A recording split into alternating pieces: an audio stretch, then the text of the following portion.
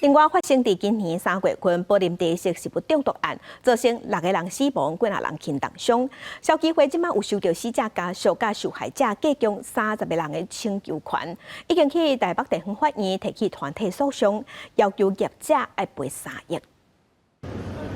宝林地色今年3月发生食物中毒事件，造成6个人死亡，9个人轻重伤。消基会收到死者家属甲受伤的人有30人请求权，11个台北地方法院提起团体诉讼，向远东百货、台湾大时代餐饮公司、宝林餐饮公司讨赔2.9亿元。有2位是同一个死者的父母，因为他们在马来西亚觉得这样的诉讼对他们来讲是一个负担，所以他们后来选择了和解。所以本件原来是32位之后扣掉2位，所以我们这次团体诉讼一共有30位。那我们希望这次的诉讼程序能够快一些，因为对于因果关系啊，还有真正的损害的一个状况，其实都还蛮明确了。苏金霞强调，消基会替受害者提出团伤，也希望在诉讼过程中，业者会当秉持服务消费者甲解决纷争的态度，唔免等到法院判决出来，会当先来和解。记者打电话给宝林创办人，是无法度接通。您所拨的电话号码是空号。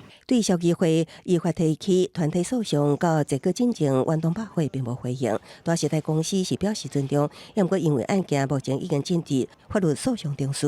大时代公司也会委请专业律师处理。消基会已经提起了团体诉讼的起诉。那我们这边消费争议的调解，